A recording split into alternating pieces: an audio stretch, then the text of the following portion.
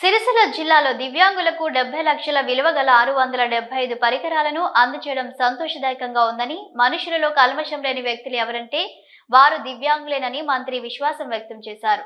Rajanna సిరిసిల్లాలో collector కార్యాలయంలో కేంద్ర హోంశాఖ సహాయ మంత్రి బండి సంజయ్ కుమార్, ప్రభుత్వ విప్ ఆది శ్రీనివాసులు వికలాంగులకు పరికరాల పంపిణీ చేశారు.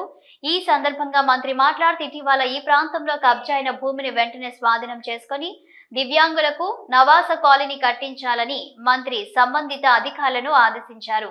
వెమలవాడ రాజన్న ఆలయంలో ప్రసాదం స్కీమ్ రాకుండా గతంలో అడ్డుకున్నారని, నా పదవి ప్రజలు పెట్టిన భిక్ష, వారి అభివృద్ధికి తన తోడ్పాటు అందిస్తానన్నారు. ధరణి పేరుతో కొంప ముంచారు. ధరణితో ఒక కుటుంబం ఇంకొందరే లాభపడ్డారన్నారు. దళితులకు ఇచ్చిన భూముల్లోనే శ్మశానాలు, పోలీస్ స్టేషన్లు, ఫైర్ స్టేషన్లు, ప్రభుత్వ కార్యాలయాలు కట్టారన్నారు. కబ్జా జరిగిన భూములను స్వాధీనం చేయడంలో అధికారులు వెనకడుగు వేయొద్దని మా సహకారం ఎల్లప్పుడూ ఉంటుందన్నారు. ఈ కార్యక్రమంలో పాల్గొన్నారు. వెమలవాడ ఎమ్మెల్యే ప్రభుత్వ విప్ ఆది శ్రీనివాస్ మాట్లాడుతూ గతంలో ఉన్న ప్రభుత్వ హయాంలో ప్రజల సమస్యలపై ప్రశ్నించే అవకాశం ఉండేది కాదన్నారు. మధ్యతరగతి వారు అధికారంలో ఉంటే మధ్యతరగతి వారికి లబ్ధి చేకూరే అవకాశం ఉంటుందన్నారు. దేశంలో మొదటిసారిగా దివ్యాంగులకు, ట్రాన్స్జెండర్ వారికి రాజన్న సిరిసిల్ల జిల్లాలో పెట్రోల్ పంప్ ఏర్పాటు చేశామన్నారు. రానున్న రోజుల్లో రాష్ట్రంలో ప్రతి జిల్లాలో ఇలాంటి పెట్రోల్ పంప్ ఏర్పాటు చేసేందుకు ప్రయత్నాలు చేస్తున్నామన్నారు. కేంద్ర ప్రభుత్వం సహకారంతో ప్రసాదం స్కీమ్ తొందరగా అమలు చేయాలని కోరుతున్నామని, వెమలవాడ ఆలయ నిర్మాణం కోసం కేంద్ర ప్రభుత్వం నుండి ప్రతి సంవత్సరం 50 కోట్ల రూపాయల సహాయం అందించాలని కోరారు. CSR ఫండ్స్ ద్వారా సహాయం అందిస్తే ప్రతి స్కూల్లో మెరుగైన విద్య అందించేందుకు కృషి చేస్తామన్నారు.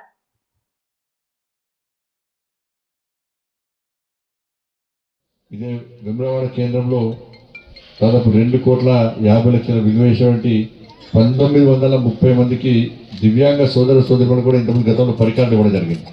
గత సంవత్సరం కరీంనగర్లో కూడా సేమ్ క్యాంప్ ఏర్పాటు చేసి దాదాపు 750 నుంచి 1000 మందికి దివ్యాంగ సోదరులకు కూడా ఈ పరికరాలు గతంలో ఇవ్వడం జరిగింది. ఇప్పటివరకు CSR ఫండ్స్ కానీ అన్ని రకాల ఈ పార్లమెంట్ నియోజకవర్గంలో ఈ సమాజం కోసము దాదాపు 100 కోట్లకు పైగా ఖర్చు చేయడం జరిగింది. రాబోయే రోజుల్లో కూడా ఇంతకు సీనియర్ చెప్పినట్టు రాజకీయాలు ఖచ్చితంగా కలిసి ముందుకు పోయే ప్రయత్నం చేయడమే మన అందరికీ బాధ్యత. ఇప్పటికైతే మా గౌరవ ఎమ్మెల్యేలు నేనైతే అందరం కలిసి ఉన్నాం. సరే ఒక్కరిద్దరు పోతే అటు ఇటు దారి పోతుంటారు. దారి చెప్పటోని లేదా పద అయ్యేటుంటే వాళ్ళకి ఉంటారు.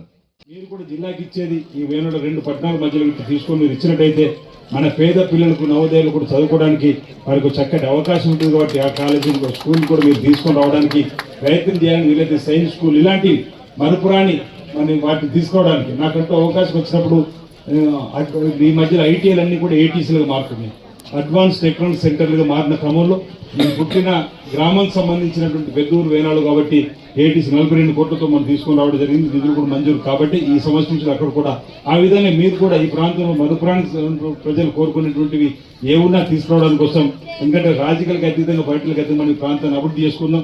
మీరు మంచి పదవి ఉన్నారు కాబట్టి ఇక్కడ ఉన్నటువంటి ప్రజల పక్షాన్ని మేము ఏమి చెప్పినా వాటిని తీసుకురావడం కోసం మీరు కూడా కంకణ బద్దులో సహకారం అందించి పనిచేస్తారని చెప్పినటువంటి ఆలోచనతోటి ఈ అంశాన్ని మీకు చెప్తూ ఈరోజు బీసీ సంక్షేమ శాఖ మంత్రి పొన్న ప్రభుత్వం సొంతంలో వస్తారంటే మన జిల్లాకు సంబంధించిన అన్ని అంశాలు కూడా వారి దృష్టికి తీసుకొని పడి నేను చెప్పాను. శ్రీధర్ బాబు మాట్లాడిన కూడా తప్పనిసరిగా ఈ అంశంలో కలిసిపోదని చెప్పిన అంశం కూడా చెప్పినట్టు సందర్భాన్ని